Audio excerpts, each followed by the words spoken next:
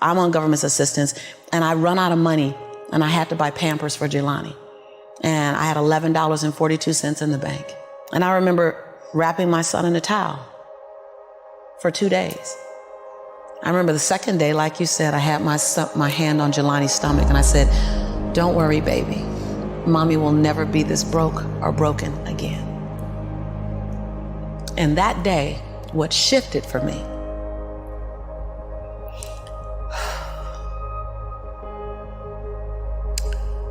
was I was willing, and I don't know if this is gonna sound crazy, I was willing to completely die to any form of me that I had been, so that I can birth the woman that I was becoming. The reason why a lot of people won't become who they want is because they're too attached to who they've been. And you hear it all the time when people say, "I've always been this way." Okay, well, if that's working for you, keep doing that. I knew it wasn't working for me any longer. I had hit my version of rock bottom. So I was willing to let go of everything and everybody. See, another reason why people won't get there is because the doorway is for you to fit through. You're trying to carry everybody else through because you're trying to be Rescue 911. And you got to rescue you first. I am much more valuable to my family and to my community because I was willing to let them go through the door myself, teach myself, learn myself, condition myself, and then come back and get them. I'm much more valuable to them now. But I had to go through a window time of 10 years of judgment. You leaving us, hanging out with white people all the time. You going to these crazy countries. We don't know what I had to be willing to allow my conviction to make me inconvenienced.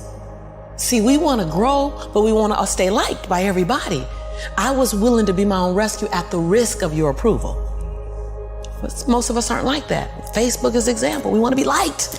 Well, I woke up and I like myself today, so your like is extra. My job is to like me first.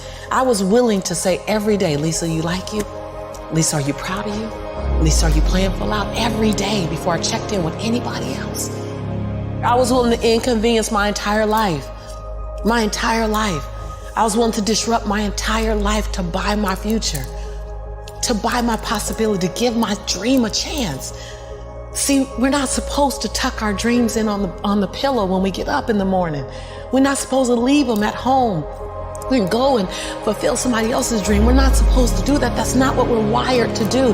That's not who we are. Your human spirit doesn't care about the economy. The human spirit doesn't care that my son's father went to prison. The human spirit doesn't care what's happened to your family. The human spirit doesn't care about the past. You may have been molested, or your family may have been broke, or you may have been betrayed, or you may have a divorce.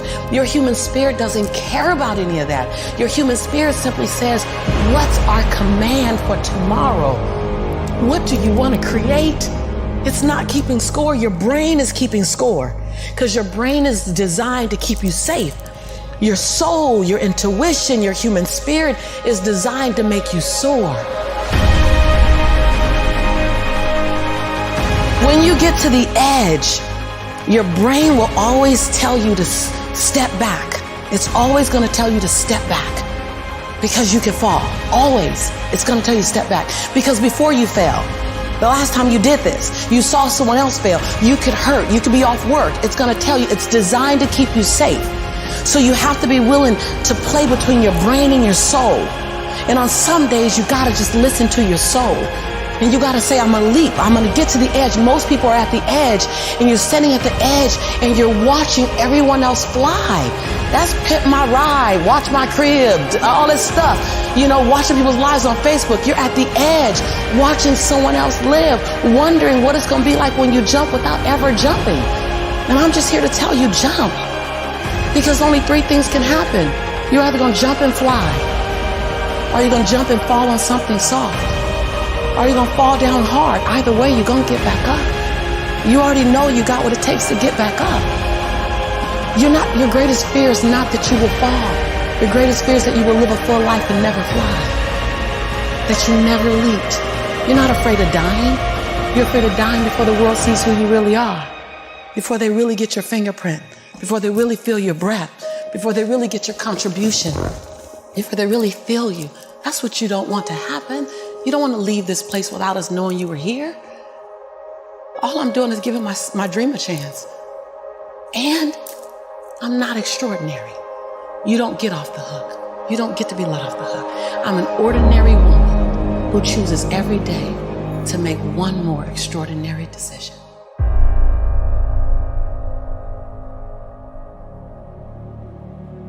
Everything that I need to get back up, I have in me. If I don't have what I need, I can go get it. Once I figured that out, the world was my playground. The question was just, where do I go get it? I don't know about that. Where do I go get it? Right. And I don't come from a learning background where I was a great student. I wasn't, my highest grade in school was a C+. And when I got a C+, I did the happy dance. And so I didn't have a background where studying was natural for me. But when I realized that if I go study something and I learn it, I own it, it's mine now, man, it was crazy because all through school I struggled. The last time I took an English class, my English teacher told me I was the weakest writer she ever met in her entire life. Lovely. Yeah, lovely. And the same year I took a speech class, and my speech teacher, he said, quote unquote, Ms. Nichols, I recommend you never speak in public, that you get a desk job. Wow. And so That's mean. Yeah, it's just, it was demotivated people, sad people, hurt people hurt, sad people make other people sad. Hurt. Bottom line, don't take it personal, hurt people hurt. See, most people want the convenience of transformation without the inconvenience required for transformation. So my grandmother says, and I love to repeat this, your conviction, what you're passionate about, your conviction and your convenience don't live on the same block. They ain't even in the same zip code. So if you want to have a conviction for something, you have to sign up to be inconvenienced. We're trying to find convictions and passion and breakthrough on the inside of our box. Well, when you realize that the box doesn't even exist, like someone made up, oh, you're playing outside the box, so we all bought into, there's a box. Well, I don't even own a box. I don't even want to get in your box. You better come out here because I ain't getting in there. And so when you start thinking like that, Tom, all of a sudden, everything is possible. So I disrupt people when I say, you want to make me extraordinary, because it lets you off the hook. What if the God that we call God, the divine, whatever your faith is, what if there's no partial? It's not going to give me a hookup and not give you one. Not going to give me an opportunity and not give you one. I'm just going to go after it. If I die, I'm going to die on the treadmill, like Will Smith said. I'm going to be on the treadmill running. I'm just not going to stop, because I believe all things are available to us. I'm just willing to go after them. Are you willing? And then that is so disruptive, because then you got to make a decision. Because it's easier to live inside the parameters of, well, as a black woman, well, as born and raised in South Central, well, I'm dyslexic. I wrote 7 books. I'm dyslexic. So just knowing, I'm not perfect. What I do really well is I manage my imperfection well. And so we're all waiting for perfect. It's an illusion that will never come to you, and it's an excuse to never show up and play. Your story is not meant to be your fortress. Your story is meant to be your fuel. Any story.